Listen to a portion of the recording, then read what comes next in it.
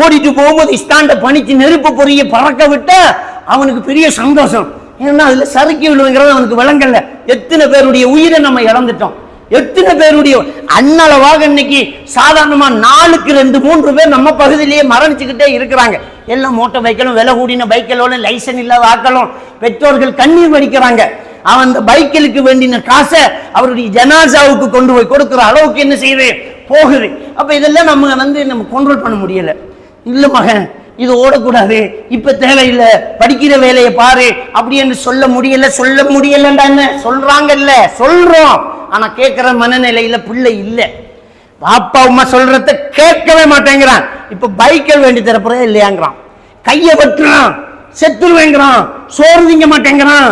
நம்ம என்ன செய்யறோம், பாவம் பிள்ளைங்கிறான், சாக மாட்டேங்க. அவன் மிரட்டுறான், அவன் கையை வெட்டுவான். மௌத்தான என்ன, மௌத்தாவட்டுமே, மௌத்தான என்ன செய்யறது, மௌத்தாவட்டுமே.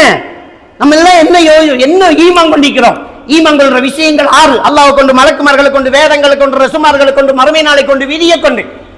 சூரா ஹதீத் 22வது வசனத்தில் அல்லாஹ் தஆலா சொல்றான், ஒவ்வொரு உங்களுக்கு மா அஸாப மின் முஸீபத்தின் ஃபில் அர்தி வலா ஃபி அன்ஃபுஸிக்கும், உங்களை இந்த உலகத்திலே நடக்கிற ஒவ்வொன்றும் இல்லா ஃபி கிதாபி மின் கப்லி அன் நபரஹா, உங்களை படைப்பதற்கு முன்னாடி எழுதப்பட்டாச்சுங்கறான் அல்லாஹ். சூரா ஹதீத் 22வது வசனம். சூரத்துல் அன்ஆம் 59வது வசனத்தில் சொல்றான், வமா தஸ்குது மின் பரக்கத்தின் இல்லா யஅலமுஹா, ஒரு மரத்தில் இருக்கிற இலை கூட அல்லாஹ்வுடைய அறிவில இல்லாம விழுகிறது இல்லைங்கிறான். சூரா ஹூத் 6வது வசனத்தில் அல்லாஹ் தஆலா சொல்றான், வமா மின் தாப்பத்தின் ஃபில் அர்தி இல்லா அலல்லாஹி ரிஸ்குஹா, உலகத்தில் உள்ள ஒவ்வொரு உயிருக்கும் ரிஸ்க் பொறுப்பு அல்லாஹ் எடுத்துட்டேங்கிறான். அப்ப அவர் எப்ப மௌத்தாங்கிறது அல்லாஹ் ஏற்கனவே தீர்மானிச்சுட்டான். இவன் கையை விட்டு வரான், கழுத்தரிச்சுதான் போடட்டுமே, அன்னைக்கு தான் ஒரு மௌத்தாகணும் இருந்தா அப்படித்தான் மௌத்தாகணும், வேற யார் தடுக்க முடியும்? அப்படித்தான் மௌத்தாகணும் எழுந்தா உங்களால தடுக்க முடியுமா? அந்த மிரட்டலுக்கெல்லாம் நாம பயப்பட முடியுமா? பிள்ளைகளை அப்படி செய்யக்கூடாது.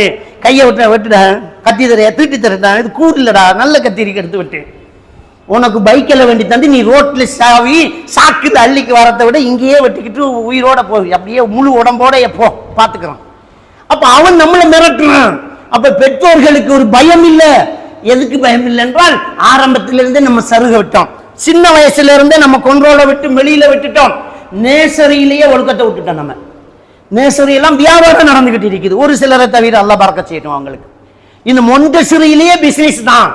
மொண்டசிரி நடத்துறோம், எங்கள்கிட்ட இங்கிலீஷ் நாங்க தரமானது, நாங்க அப்படி குவாலிட்டியான ஆக்களை வச்சிருக்கிறோம், அட்மிஷன் ஃபீஸே 1 லட்சம் ரூபாய் வேண்டிச்சுமா, அதுக்கு யூனிஃபார்ம் போட்டு அது பெரிய லெவல்ல கொண்டு போய் கடைசியா முடிக்கிறோம். அவ்வளவு அனாச்சாரத்தையும் கொண்டு பாட்டை போட்டு, டான்ஸை போட்டு, குத்தாட்டத்தை போட்டு, காதல் பாட்டை போட்டு, அந்த பிள்ளைய ஆட விட்டு, அறகுறைய டான்ஸ் அடிக்க விட்டு, இதுதான் அவன் வாழ்க்கை ஓடு அப்படிங்கிறான். அப்ப நம்ம மார்க்கமா இது?